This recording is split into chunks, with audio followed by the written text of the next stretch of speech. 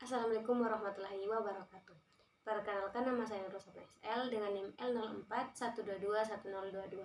Pada video kali ini saya ingin mempresentasikan salah satu jurnal nasional yang saya ambil yang berjudul Kajian Kondisi Terumbu Karang dan Strategi Pengelolaannya di Pulau Panjang, Air Bangis, Kabupaten Pasaman Barat.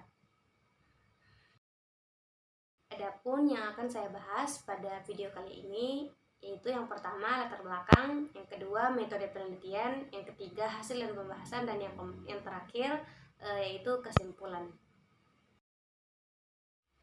Baik, kita masuk pada pembahasan yang pertama yaitu latar belakang.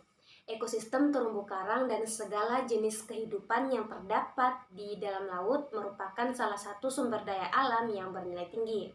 Terumbu karang sebagai ekosistem esensial di perairan laut mempunyai peran yang sangat penting bagi kelangsungan hidup untuk biota-biota laut seperti ikan dan biota-biota lainnya.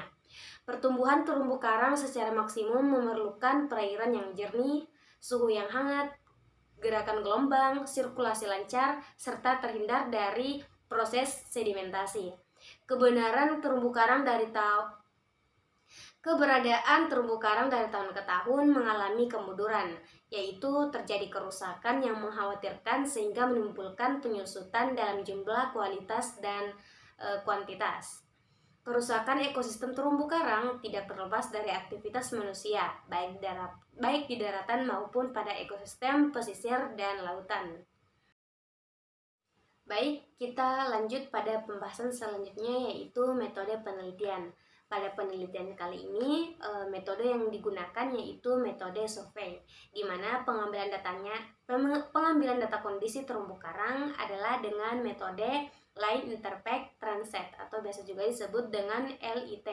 Dilakukan di 4 stasiun sesuai dengan mata angin yaitu utara, selatan, timur, dan barat dengan 2 kedalaman yaitu kedalaman 3 meter dan kedalaman 7 meter. Panjang garis transect 10 meter diulang sebanyak 3 kali pada garis pita atau roll-on sebanyak 50 meter. Pengambilan data ikan karang berupa jenis atau spesies yang digunakan metode sensus transect sabuk yang dikondisikan dengan metode sensus visual. Kita lanjut pada pembahasan hasil dan pembahasan. Kualitas perairan Pulau Panjang, pertumbuhan karang, dan penyebaran terumbu karang tergantung pada kondisi lingkungannya. Kondisi ini pada kenyataannya tidak selalu tetap, akan tetapi seringkali berubah karena adanya gangguan, baik itu yang berasal dari alam ataupun yang berasal dari aktivitas manusia. Parameter kualitas perairan yang diukur dalam penelitian ini meliputi suhu, salinitas, pH, DO, fosfat, dan nitrat yang berkaitan secara langsung dengan ekosistem terumbu karang sebagai faktor pembatas bagi terumbu karang. Suhu juga merupakan faktor pembatas yang akan memberikan pengaruh besar terhadap kehidupan karang sehingga juga akan berdampak pada kehidupan hewan lain yang ikut berasosiasi bersama ekosistem terumbu karang. Hasil pengukuran suhu pada lokasi penelitian berkisar antara 28,7 sampai dengan 30,60 Celcius. Menurut Supi Haryono menjelaskan bahwa dalam kehidupan terumbu karang memiliki suhu kisaran untuk hidup antara 25 sampai 320 Celcius. Sedangkan menurut Wells dan Kinsman, dia menyatakan bahwa suhu yang optimal untuk pertumbuhan karang adalah pada kisaran 16 sampai dengan 360 derajat Celcius. Masih pada hasil dan pembahasan. Hasil pengukuran DO di lokasi penelitian ini berkisar antara 6,79 sampai dengan 7,23 magnesium per liter. Salmin menyatakan bahwa oksigen memegang peran penting sebagai indikator kualitas perairan karena oksigen terlarut berperan dalam proses oksidasi dan reduksi bahan organik dan anorganik. Dalam kondisi anaerobik, peranan oksigen adalah untuk mengoksidasi bahan organik dan anorganik dengan hasil akhir adalah nutrien yang dapat menyuburkan perairan.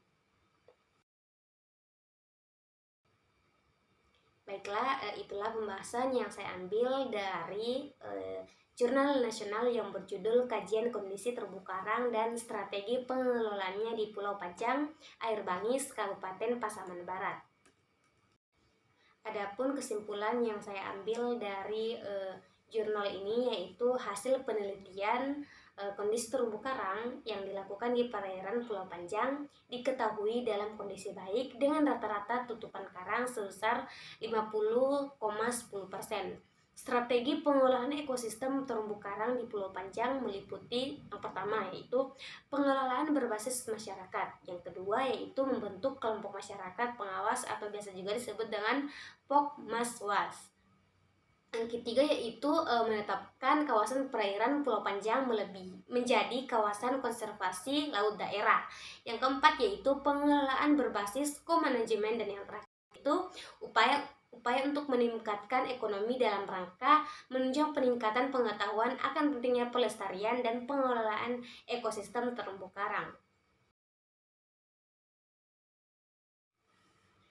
Itulah tadi pembahasan mengenai pengelolaan terumbu karang yang saya ambil dari jurnal nasional yang berjudul Kajian Kondisi Terumbu Karang dan Strategi Pengolahannya di Pulau Panjang, Air Bangis, Kabupaten Pasaman Barat.